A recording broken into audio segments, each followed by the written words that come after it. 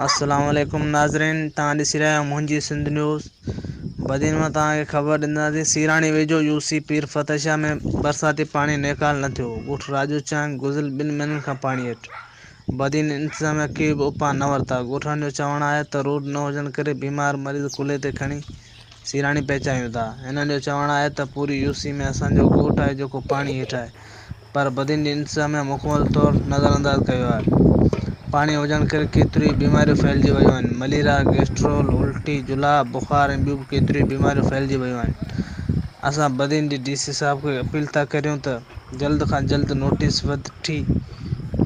वठी इन ॻोठाणनि जी वहार कई वञे।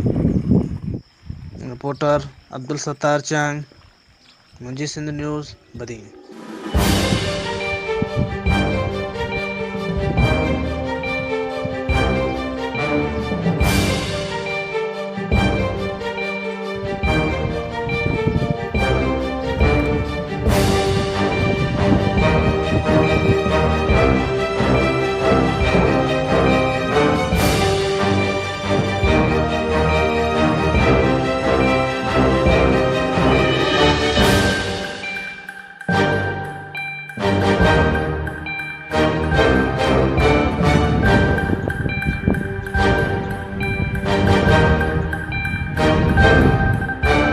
منهنجي صلاتنا منهنجي